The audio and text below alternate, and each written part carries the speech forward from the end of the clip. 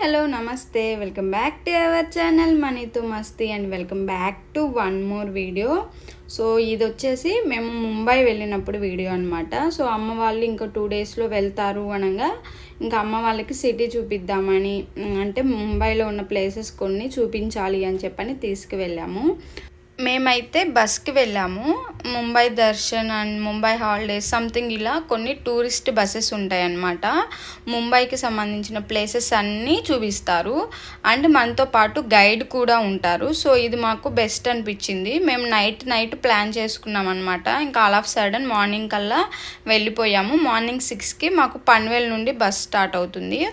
మాకు ఇంకా ఇదే బెస్ట్ అనిపించింది. చాలా మెంబర్స్ ఉన్నాం కదా, సో బస్సే బెస్ట్ అనిపించింది. అదే సింగిల్గా వెళ్ళాలంటే మనం ఒక్క ప్లేస్ ఆర్ 2 ప్లేసెస్ మాత్రమే కవర్ చేయగలం. అదే ఈ బస్సులో అయితే మనకి ముంబైలో ఉన్న మెయిన్ ప్లేసెస్ అన్నీ కవర్ చేస్తారు. అలాగే గైడ్ కూడా ఉంటారు, మనకి ఎక్స్ప్లెయిన్ చేస్తూ ఉంటారనమాట. సో నాకు వర్త్ అనిపించింది. పర్ పర్సన్కి 400 ఛార్జ్ చేశారు. విత్ ఫుడ్ అయితే 600 అలా ఛార్జ్ చేశారు. అండ్ బ్రేక్ఫాస్ట్ లంచ్ ఇస్తారనుకుంటా, అండ్ ఈవినింగ్ స్నాక్స్ ఇస్తారో లేదో తెలియదు. మళ్ళీ రిటర్న్ వచ్చేసరికి 8 అయిందనమాట మేము డ్రాపింగ్ పాయింట్కి వచ్చేసరికి. సో నాకు చాలా బాగా అనిపించింది. చాలా మంచిగా ఎక్స్ప్లెయిన్ చేశారు అండ్ చాలా ప్లేసెస్ కూడా కవర్ చేయగలిగాము. నాకు వర్త్ ఇట్ అనిపించింది. ఎవరైనా ముంబై వచ్చినప్పుడు అంటే తెలియదు కదా చాలామందికి, సో ఇలాంటి బస్సెస్ చూస్ చేసుకుంటే చాలా బెస్ట్ అండి. ఫస్ట్ అయితే మేము బోటింగ్ పాయింట్ దగ్గర డ్రాప్ చేశారు. సో 45 మినిట్స్ అలా టైం ఇచ్చారనమాట. బోటింగ్ చేయాలనుకుంటే చేయొచ్చు, లేదంటే లేదు, మన ఇష్టం. కొన్నిసార్లు వాళ్ళు మనల్ని కన్విన్స్ చేస్తారు, బట్ అది మీ ఇష్టం, మీ మీద డిపెండ్ అయి ఉంటుంది. అండ్ కొన్ని చోట్ల ఛార్జెస్ ఉంటాయన్నమాట. ఎంట్రీ టికెట్ అలా ఉంటుంది, కొన్నికి అయితే అసలు ఉండదు. మేము కూడా తన మాటలు కన్విన్స్ అయ్యి బోట్ రైడ్కి అయితే వెళ్ళాము. ఆల్రెడీ మేము ఫస్ట్ టైం వెళ్ళినప్పుడు వెళ్ళామన్నమాట. ఈసారి ఎందుకులే లైట్ తీసుకుందాం అనుకున్నాం, కానీ తను కన్విన్స్ చేశాడనమాట గైడ్. ఇంకా ఎలాగూ అమ్మ వాళ్ళు చెల్లి వాళ్ళు కూడా చూడలేదు కదా అని చెప్పని వాళ్ళ కోసం వెళ్ళామన్నమాట. అక్కడ పర్ పర్సన్కి 180 రూపీస్ అయితే ఛార్జ్ చేస్తారు. అదే మనం గైడ్ ద్వారా వెళ్తే పర్ పర్సన్కి 10 రూపీస్ తగ్గించారనమాట. 170 అలా ఛార్జ్ చేశారు అనుకుంటాను. నెక్స్ట్ వచ్చేసి గేట్వే ఆఫ్ ఇండియా దగ్గర అయితే డ్రాప్ చేశారు. అక్కడ 1 అవర్ టైం ఇచ్చారనుకుంటాను. So Gateway of India, Taj hotel and అలాగే మ్యూజియం ఒకటి ఉందన్నమాట. సో ఆ 3 కవర్ చేసుకోవడానికి 45 మినిట్స్ ఇచ్చారనమాట. మళ్ళీ మన బస్సు ఎక్కడ ఉంటుందో కూడా మనకి చెప్తారు. మళ్ళీ మనం అవన్నీ కవర్ చేసుకొని బస్ దగ్గరికి వెళ్ళడమే. కొన్ని ఇలా మనల్ని దింపి మనకు కొంత టైం ఇస్తారనమాట చూడడానికి. కొన్ని అయితే రన్నింగ్ బస్లోనే చెప్తూ ఉంటాడు, గైడ్ ఎక్స్ప్లెయిన్ చేస్తూ ఉంటాడనమాట. सभी मेंबर्स लेफ्ट साइड में ही देखेंगे, अंदर की साइड में आपको एक दूसरा है ब्रिज कैंडी, थर्ड तीसरा है लीलावती और फोर्थ चौथा है सेवन.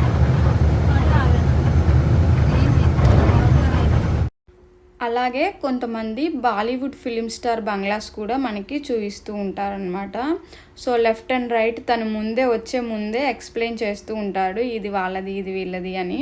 సో నేనైతే ఫోన్ పెట్టుకొని రెడీగా ఉన్నాను. ఎటువైపు తీయాలో కూడా నాకు అర్థం కాలేదు. ఈ రైట్ సైడ్ తీసేటప్పుడు తను లెఫ్ట్ సైడ్ ఇంకొకటి చెప్తున్నారు. సో చాలా కన్ఫ్యూజింగ్గా ఉండే. ఇదైతే ముఖేష్ అంబానీ గారి హౌసు, చూసారా? సో ఇది ముఖేష్ అంబానీ గారి హౌస్ అనమాట. సో అన్నీ మనకి ఇలా కొన్ని రన్నింగ్ బస్సులో చూపిస్తారు.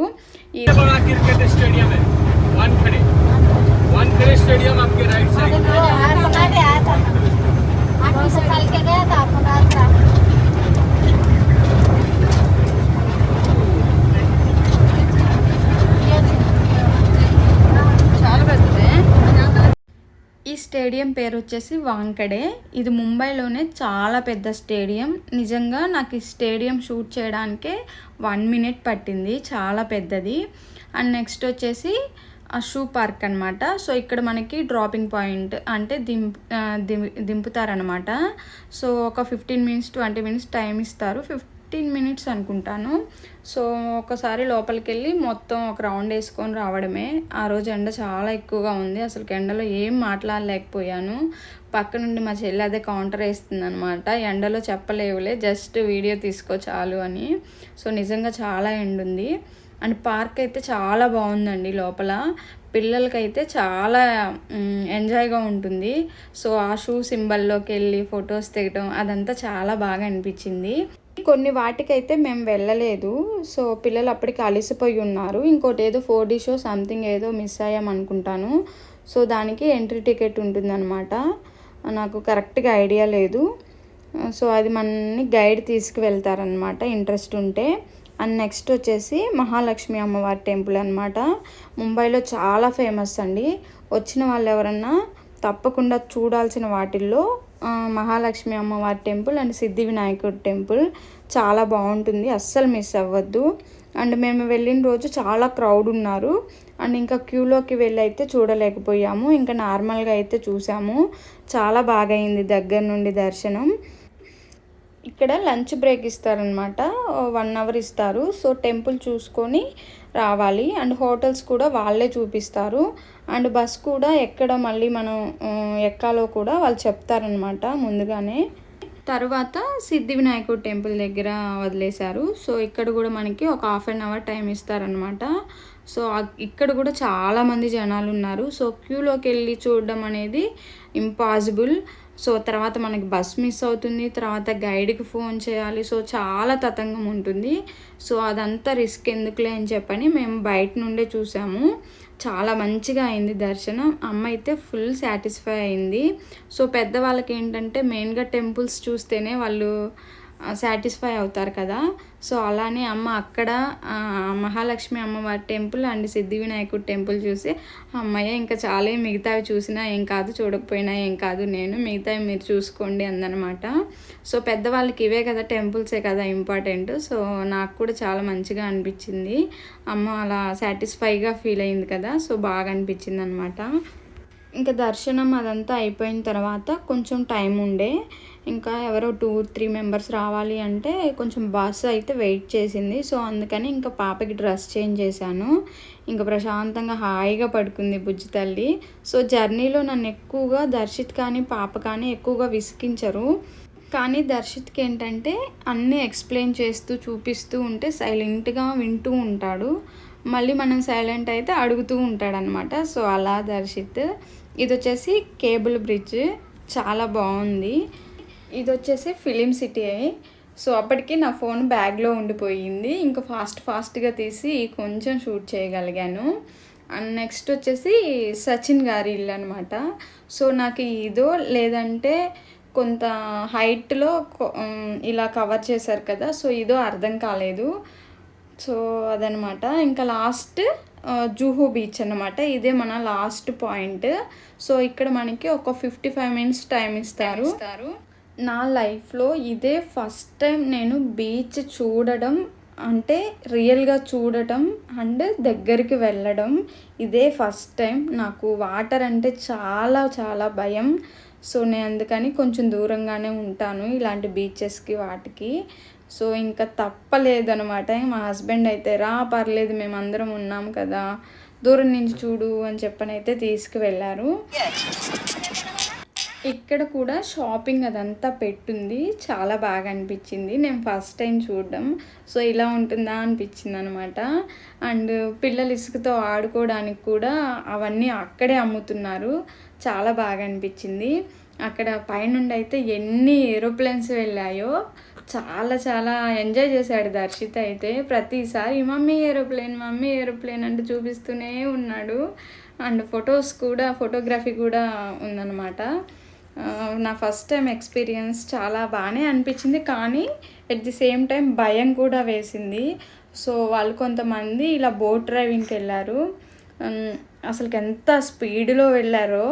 సో అలలో ఎంజాయ్ చేస్తున్నారో అర్థం కాలేదు, వాళ్ళు అలా అరుస్తున్నారో అర్థం కాలేదు, లేకపోతే నా భయం వల్ల అలా అనిపించిందో నాకు అర్థం కాలేదు. చాలా భయం వేసింది నాకైతే. నేను చూడండి ఎంత దూరం నుండి షూట్ చేస్తున్నానో, చాలా వరకు దగ్గరికి అయితే వెళ్ళడానికి ట్రై చేయలేదు. ఇంకా లాస్ట్లో మా హస్బెండ్ అయితే తీసుకువెళ్ళారు.